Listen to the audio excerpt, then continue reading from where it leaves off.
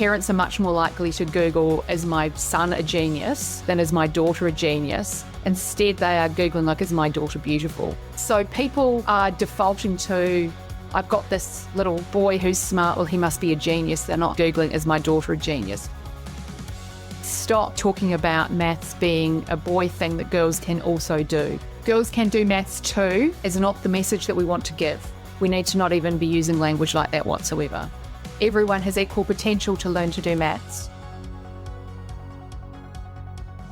Okay, welcome to another episode of Math Therapy. So guys, I heard today's guest on the Mel Robbins Podcast. That's right, the Mel Robbins Podcast.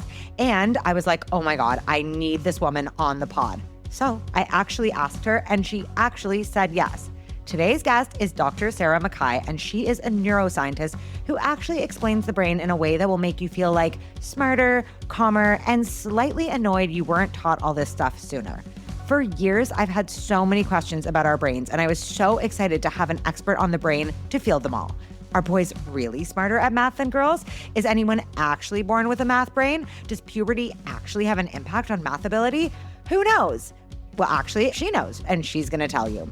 She also drops a very hot take about one thing we all need to stop saying right this second to help dismantle the myth that there are any biological differences between genders in math. And guess what, guys? This thing I've been saying, and it was so helpful for me to hear that what I was saying was actually not helpful. If you've ever thought, maybe my brain is just not wired for math, this episode is for you.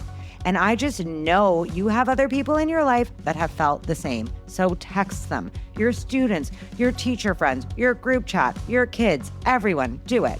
Now, get ready to have your mind blown. Yes, that was a brain joke, sort of, kind of. I cannot wait to hear what neuroscience fact shocks you most. So please let me know by texting the podcast or DMing me on Instagram @themathguru.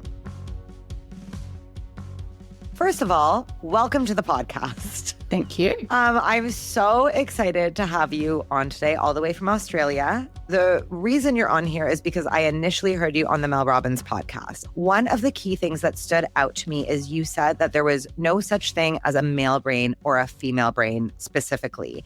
And I know I'm already I'm paraphrasing just to be clickbaity here, because I then started thinking to myself, is there such a thing as a math brain? And is it wired differently for boys? And all of those questions percolated in my mind. So I guess the first question I'm just going to start with is, I'm just going to copy Mel Robbins because obviously she knows what's up. And I'm going to ask you, is there such a thing as a male brain or a female brain? There are biological and social differences in the brains of males and females.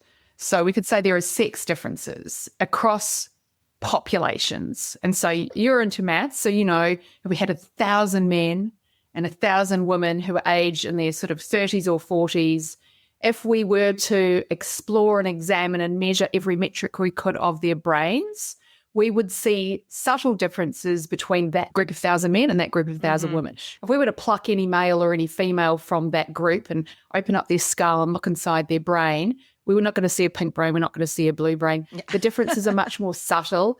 And so the thing is, if we've got a brain, there's 100 different metrics that we could use to measure that brain, to quantify that brain. So we could look at size or shape or different kind of components, parts of cortex, different subnuclei, the size of the shape. We could look at cognitive testing. We could look at risk factors for disease. We could look at perception. We could look at brain processing. Say we had 100 measures and we've got 1,000 males and 1,000 females. There will be in some of those measures, but not all, some differences in those two populations, right? And other times there'll be absolutely no differences whatsoever. The question then is, if we see a subtle difference, is that due to biological sex only? Is it due to your genes? Is it due to your hormones? Is it due to kind of in utero and early postnatal development? Or does it come about by the experiences that we have? So there are some subtle sex differences, but we don't always know exactly where those differences have arisen from. Oh my God. Okay, first of all, that makes so much sense. When it comes to math, is there a difference between the male brain and the female brain when it comes to math? So there's lots of ways we can look at kind of potential or ability, or we can just do standardized testing across populations at different ages. And what we tend to see, and this is, say, me speaking from the data that I would be familiar with here in Australia, we do standardised testing of kids in primary schools up and through high school every couple of years. And if we were to look at, say, grade 5, so kids are, what age are they? Kind of 10, 11-ish there. Yeah. And we looked at our distribution curves of math scores across populations, we would see there would be this subtle difference in math scores between 10-year-old girls and 10-year-old boys. Now, the actual difference between the peak of those distributions is very, very subtly different, barely different at all, but there is a subtle difference. And then we would tend to see the distribution curve of the males being slightly wider. So we'd have some boys will be getting lower than average scores and some boys will be getting higher than average, and the girls' distribution curve will be slightly narrower. So that is a very, very subtle difference, but there's tons of overlap. There'll be heaps of girls that'll be better at the maths than the average boy, and lots of boys not great at maths compared to the average girl, right? So we do tend to see subtle differences there. So one of those, which is kind of related to maths, and lots of people have heard about this, it's where the trope women can't read maps has come from, is this idea that males on average across the population are better at rotating a 3D object in their mind's eye, so looking at a map and then kind of imagining the way they would walk through a route, or looking at kinds of pieces of Lego and be able to say, what would that look like from the other side? But then if we looked across populations, we would see girls and women scoring slightly better on average in things like verbal reasoning or verbal memory, or perhaps even that might translate to kind of reading and writing in schools. All of this said, there are some very subtle differences. If they are there, where are they coming from? Is it due to biology, or is it due to something else? And this is where I think brains are cool and interesting, because there's some studies that are kind of starting to come out that are looking at what are the origins of these differences. Do they matter? What can we do about them? How do we talk about them? How do we explain them? And I think that's where things sort of start to get interesting. Well, because this is making me think, why? Like, can they do that because they were born with a greater ability, or because somewhere along the way, like a lot of people will say, like, for example, the reason, let's say boys may have better spatial awareness in some cases is because they play more video games, for example, right? Or they play with more Lego. Like, let's just use that as an example, which is a nurture. That's not nature. What I'll hear is this argument so often from parents, and there's just this deep-rooted belief that, and I think this is my question, are boys born with brains that have more capacity for math ability than girls? I think that's the real question we're looking at here. And so first of all, no. The answer is no. So if we start looking at, and this is what, let's just hear that again. The answer was there is no. No. We have to be so careful with how we are talking about these ideas, and when we're talking about sex differences, and when we're talking about stereotypes, and being very clear and careful when we are talking about biological sex versus gender. We could say the word gender here to mean the experiences we have, not necessarily, your own gender identity. I use gender to mean sort of gendered experiences. And studies that have been done of like little babies and preschoolers before you kind of informal education or at school, we don't really see any sex differences in terms of, we're not doing maths tests on like 2-year-olds, right, but the ability to kind of sense and understand numbers and spatial awareness, that type of thing. But there's this fascinating study that was published. It came out of France, June 2025. The study is fascinating because this stereotype that boys are better than maths is very pervasive amongst kids, amongst teachers, amongst parents, not you and not me, because we know our stuff, right? We know our shit. This study in France is done on millions of school kids across the country, looking at all different socioeconomic kind of groups, looking at different types of schools. And what they did was they were looking to see if we start to see this slight trend whereby boys start getting a little bit better at maths as a group than girls, when does that emerge? And it was fascinating. So they started looking at maths schools, and this is an oversimplification of the study, but it helps us understand it. Yeah. So essentially they started testing the kids at maths as the day they started arriving at school, and were testing them kind of over that first year. And what they started to see was when they first started in school, they were completely level pegging. And within about And what year, 4 or when was 5 that? Like, how old were they when they started? 5. Okay, great. Starting school at 5. Okay. You turn 5, you go to school. We start at the beginning of the school year. And they saw within the first kind of 4 or 5 months, they started to see that slight divergence emerging within about five months, half a year or so at school. And they was like, well, is this something to do with the kids getting older? Is this to do with their brains just developing and diverging at this age? And what is fascinating was they could look at kids who were just a couple of days apart in age, but in completely different school years because they've got a very sort of strict cutoff. So you could have a kid who was born on August the 1st, and then a kid was born on August the 15th. And so they might be in completely different academic years, but they're only about 2 weeks apart in age. And they still saw the pattern. So the slight divergence in math scores between all girls and all boys started to emerge once they went to school and started being taught maths. Wait, what does that mean?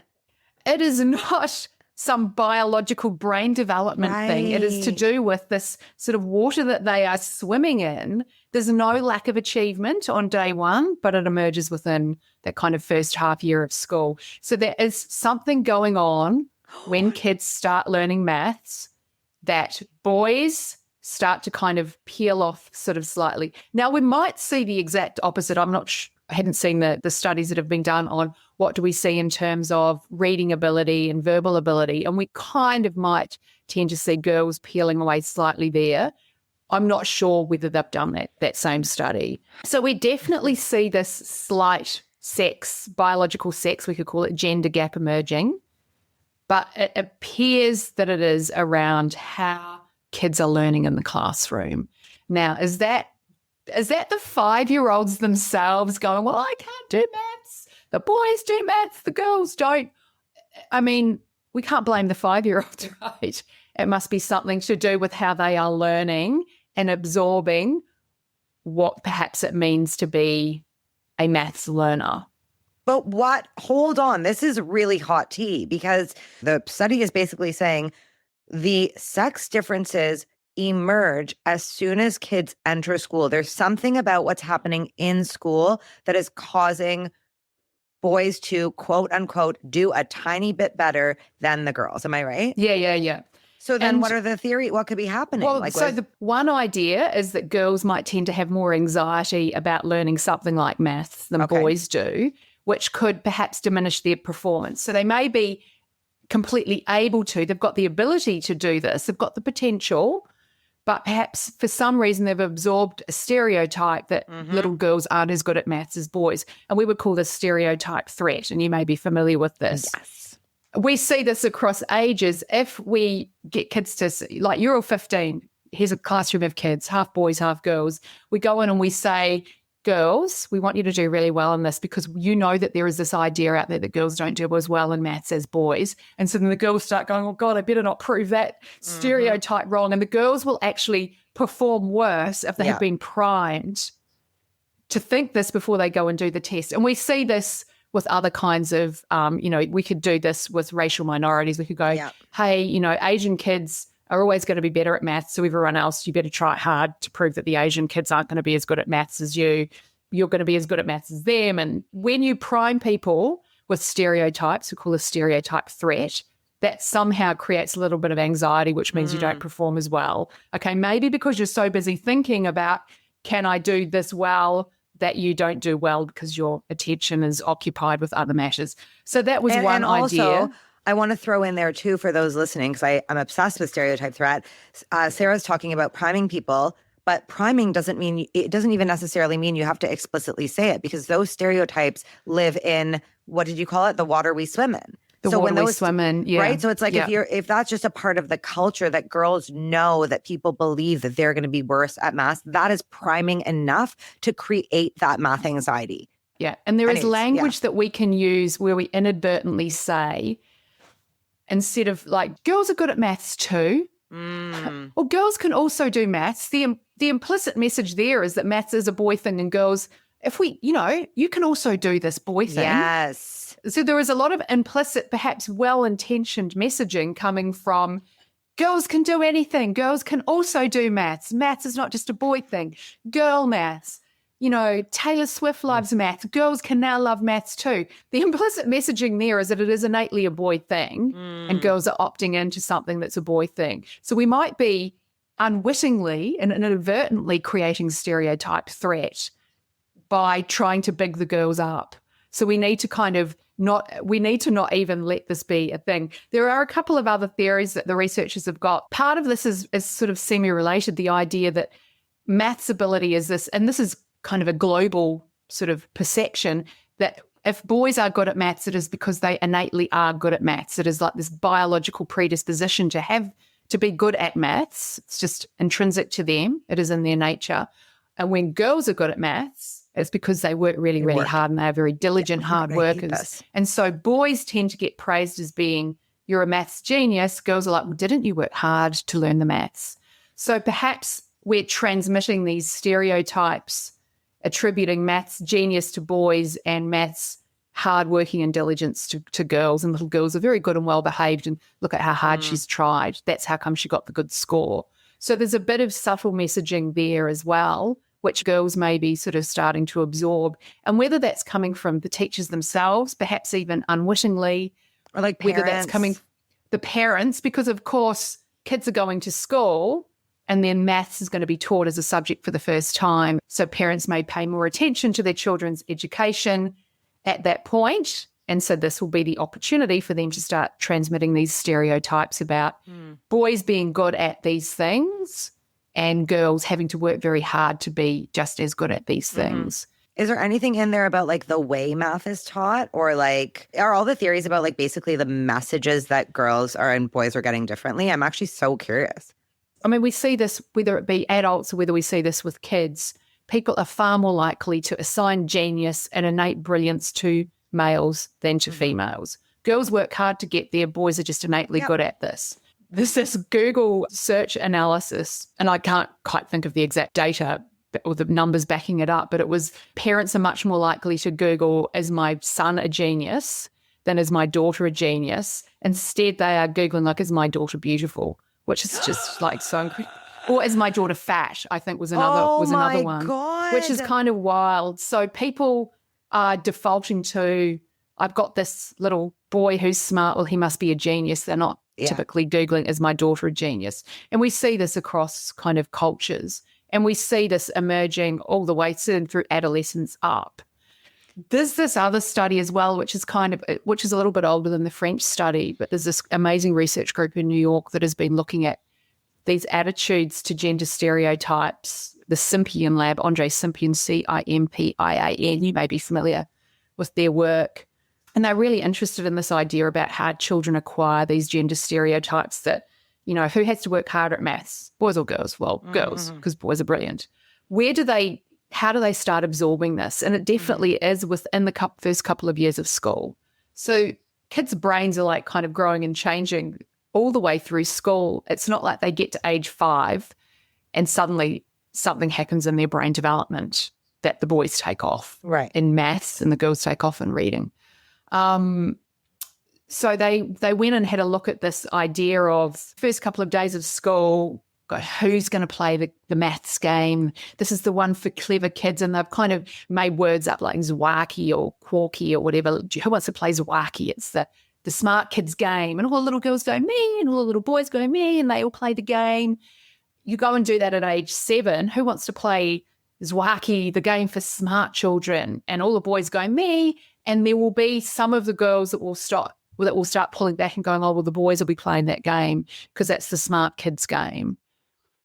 So that's really interesting. No, not all girls and not all boys, but there will be a proportion of girls. The boys just keep up that sort of self-confidence and belief in themselves.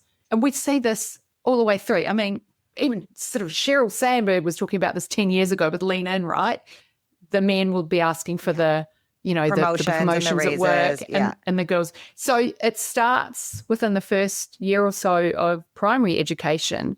Boys develop confidence and belief in themselves, and the girls sort of start to waver. And I've got teenage sons now, and it has been fascinating knowing some of these ideas in the back of my head to watch them kind of traverse their education. When they got to high school, and I go to the prize giving every year, and I love going to prize givings because you just see so much.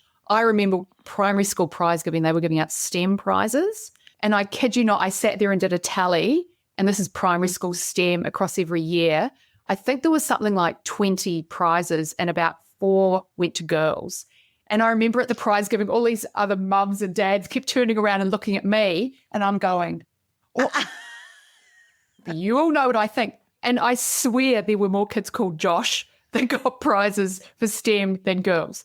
It was crazy. Oh my God. Go to high school, right? And you go to the school prize givings. And this is my anecdotal observation. Mm-hmm. First, sort of in Australia, you go from years 7 to 12. So you've got 6 years of high school, right? We don't have the middle school. We've got 6 years. So the kids are sort of 12, 13 when they start and sort of 17, 18 when they finish. First few, 70, 80%, maybe even more, first in class. Who gets first in class for those first 3 or 4 years across every subject? Who do you think? The girls. History, geography, maths, science, music. Every now and then there'll be a boy come up on stage. By the time you get to the final year of high school, it is so interesting because then you sort of start to see boy, boy, boy, boy, boy, boy, who gets the top, who gets ducks or valedictorian, I think you might call it in the US. It's definitely the boys kind of come into play here. Now, what is going on there is super interesting, is that girls have been socialized to work hard and be diligent and to study and to focus and to put their hands up and to try really, really hard. And they do that for those first few years, and the boys just piss about. This is what the boys say to me. What's the point in bother? It's no need to try until their final year because it doesn't matter until then. So they're just doing their thing, fulfilling gender stereotypes. And then the boys suddenly decide last year or two of school that I should have better start trying now. And then they start trying harder. And then the boys sort of start stepping up. And I said to my oldest son, I said, well, where are the girls who always were getting first in class? He says, they're too busy fighting with each other and arguing with each other. Because, socially things start to change once you go through puberty as well. And he said, all the boys are competing with each other and they're sort of teaming up and working together, but also they are quite happy to compete. And, who gets first, who gets second, who gets third. There seems to be this kind of understanding amongst teenage boys that we can have hierarchy, we can have competition, and it's not social suicide or it's not going to harm you socially in any way.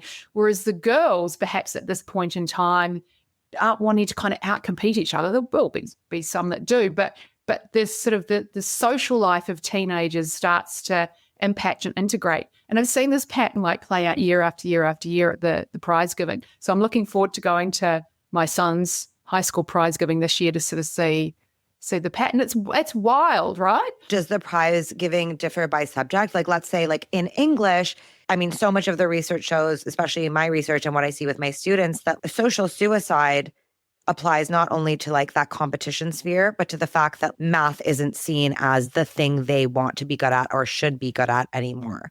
And I have actually looked to see, because they always publish the grades, who were the top 20 kids in every subject. And the bulk of the prizes for those subjects go to the boys. Now, is that because they are better at maths? Well, that's it. Or has that emerged from the age 5? There was that little kind of difference there, and then that difference has been exacerbated. Now, is that because the boys innately are better at maths? Is there something that happens? And interestingly, I think we've got puberty in the mix as well.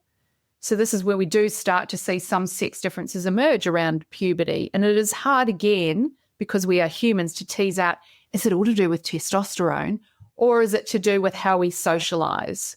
And it's going to be a mix. It's going to be a mix. I have to ask you about this because I have to tell you this story where I was on this radio interview.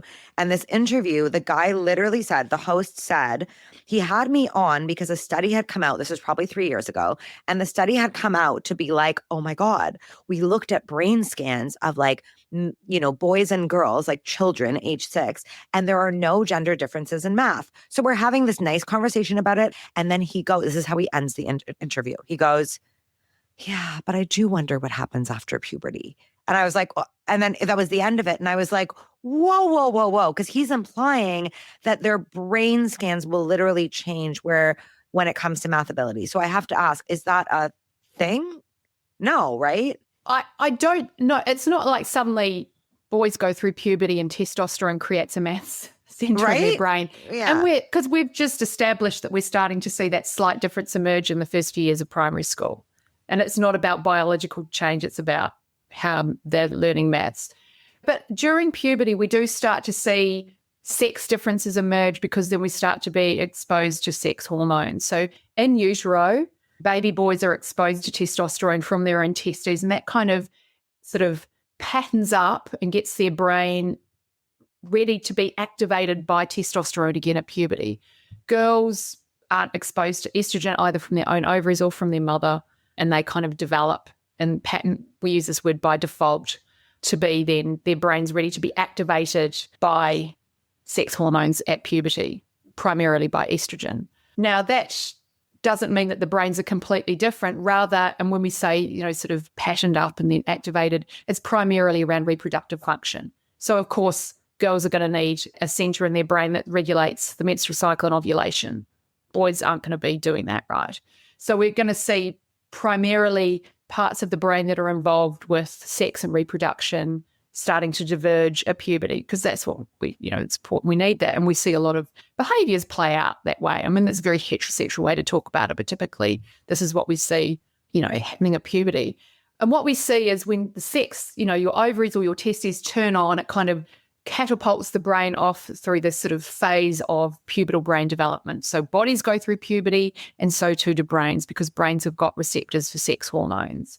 And the trajectory of development is very, very similar in males and females. And you might often hear, oh, well, boys' brains are not as mature as girls' brains. Like girls are a few years ahead of boys. About? And that's because what we see is that the brains going through puberty track more closely to pubertal stage than chronological age. And again, if we look at 1,000 kids, half males, half females, on average, girls start going through puberty slightly earlier than boys. Right. But some boys go through puberty quite early and some girls go through late. So you could have a boy who's gone through puberty early. He's 6 foot tall by the time he's 12, and his brain is going to be further along development than a girl who perhaps doesn't hit puberty until she's 15. So yeah, it's pubertal stage. But the trajectory that they're going to follow, and a lot of the trajectory is around kind of the refinement and the streamlining and the kind of the pruning and tuning of parts of the brain involved with what we might call like our very human, higher order executive functions. So these are things that are going to help us get, focus at school, judgment planning, strategy, attention, learning, lots of social interactions and emotional regulation. So we see the cortex of the brain going through puberty actually getting slightly thinner. This doesn't mean it's degenerating. It doesn't mean it's undergoing renovation. It simply means that it's gone into this state of kind of plasticity. The window's been opened by sex hormones for then the experiences that we have all the way through puberty and adolescence, typically high school, to then guide the kind of patterning and wiring of those connections. And so everything that happens to us during high school is being absorbed and is kind of sculpting the brain, because the brain is very, very malleable going through puberty, and that's been kicked off by those pubertal hormones. So how much of that collision of the social world with these pubertal brains is then creating that divergence even more, perhaps, in terms of math scores. But we're also seeing girls, on average, perhaps tending more towards being better at the verbal, kind of words versus numbers. That's a massive overgeneralization, and there are overlaps. But we do tend to see that persist, particularly the verbal ability in females being slightly more persist all the way through the lifespan. So gender aside, sex aside, is being a math person a neurological type? Or is that, how people are like, oh, she has, like, this person has a math brain. I've got a brain for math. I've got a brain for numbers. Is that a thing? Or is that, you've taught me to reframe my question.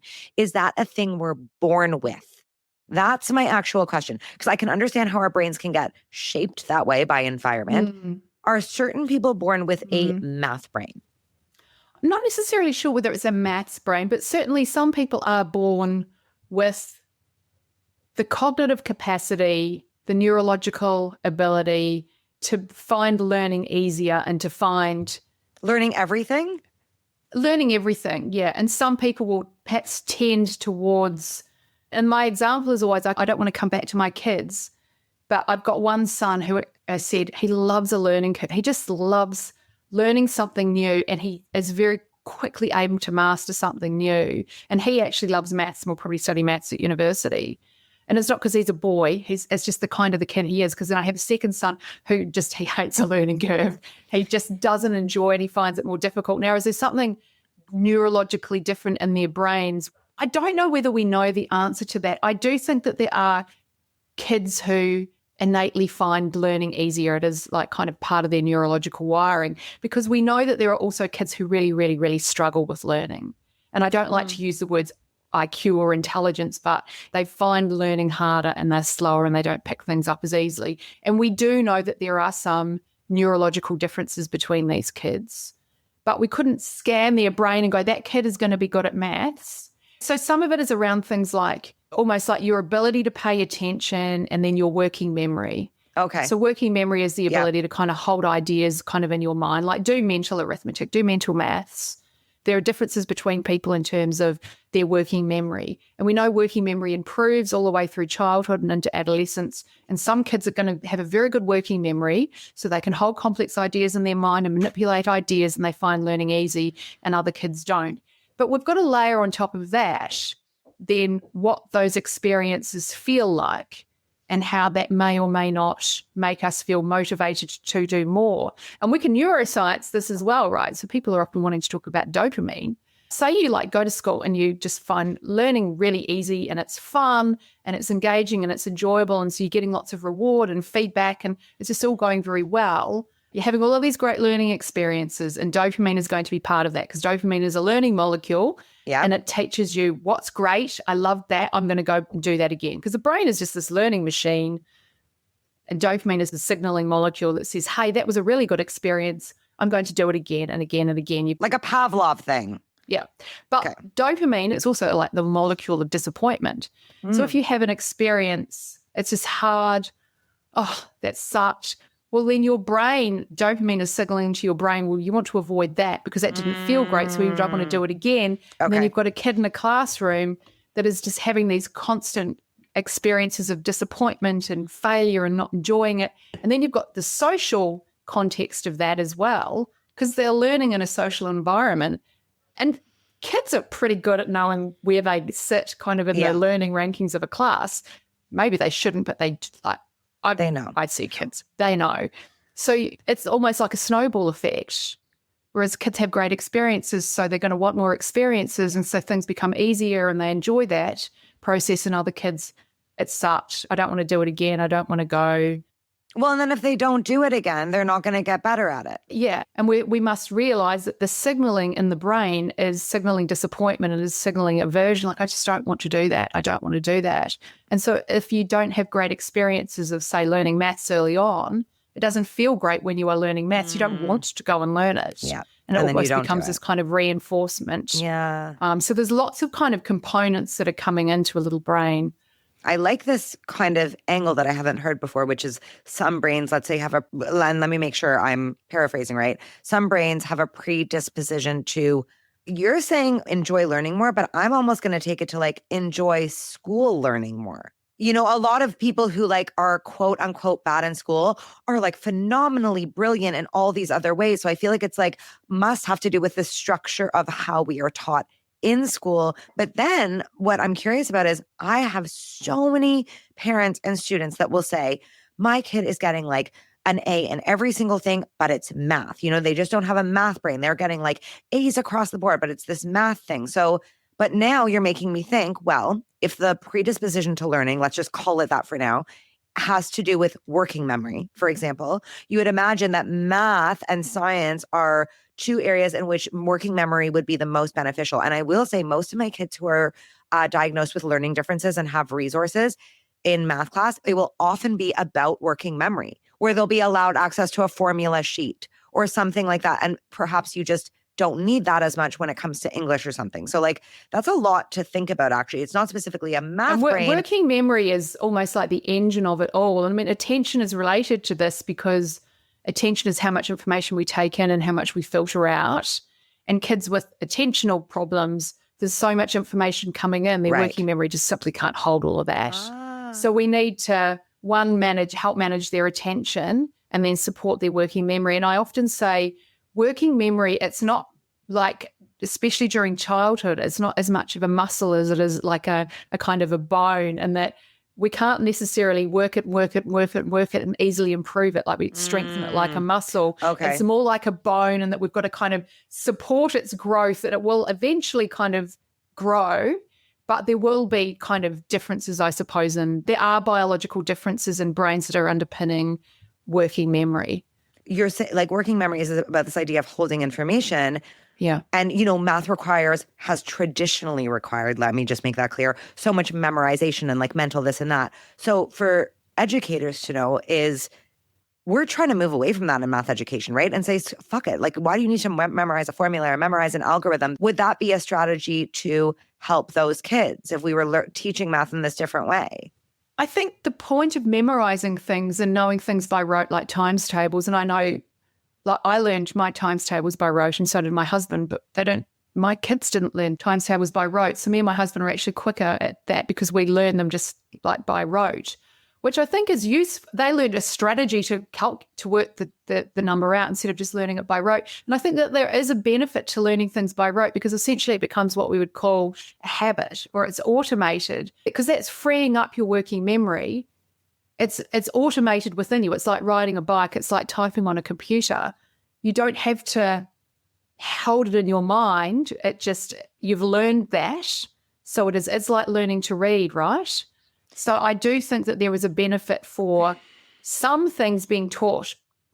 So you've learned it and memorized it by rote, because when your brain masters a skill, it puts it in a different part of the brain. It puts it in a part of the brain called the striatum, which is involved with sort of storing automated learned behaviors, learned habits, learning to ride a bike, playing music, typing on a keyboard, also things like your times tables.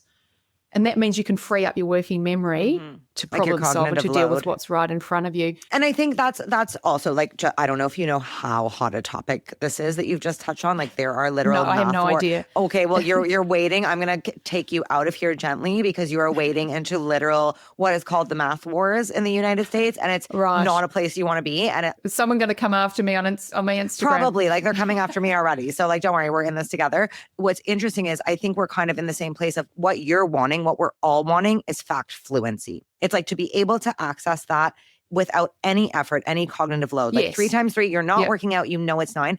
But I love what you're saying, because this is exactly what I'm saying. It's how it gets there might need to differ by kid. How it gets 100%. there. Yeah. So, okay, good. We're we would just, back in the day, back in the 80s, we just set our times to it. We just said them over and over and over and over and over and over again. Well, it's just, it caused so much math trauma, this method, for so many people, that now we're just like, we need it in there. But so many people, that was the point where they got turned off of math, like the public shame, the embarrassment, not being fast enough. Like maybe what you're even talking about too, some kids that are not predisposed to actually get those facts in there that way. Like, we could do a whole other episode, but we have to wrap up. I'm so sorry, but I have to ask you something first. I need to know if there is a left brain or right brain. When people are like, I need to know. Yeah. There is literally like a left side of the brain and a right side of the brain. So there are some tasks that the brain does and processes are what we would call lateralized, or perhaps, it's the back half of the brain absolutely processes vision, and the left back half of the brain, the left occipital lobe, processes vision from the right eye, and vice versa. So the movements in your left side of the body are processed by the right-hand side of your brain. So there is, it crosses over. Hold on. So you can't just say that casually.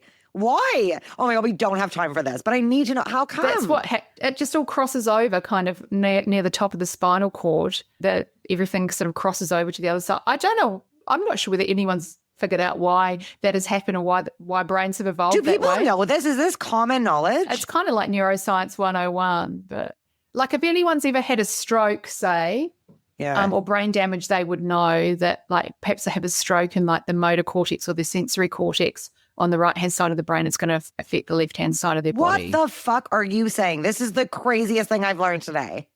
Oh my God. Does that mean that one type of thinking is done on one side of the brain and another type of thinking is, and we do see lateralization of perhaps language centers of the brain are more likely to be on the left-hand side of your brain in a right-handed person. And if you're left-handed, often in the right-hand side of the brain, but not in everyone. It's not like 100% complete separation. Sometimes it's on opposite sides. And so say someone was having brain surgery, they might have to map that out for that individual person to figure out this part of the brain here, what's its kind of main job. But does that mean that we are born with a brain whereby everything on the right-hand side is around creative thinking and everything on the left-hand side?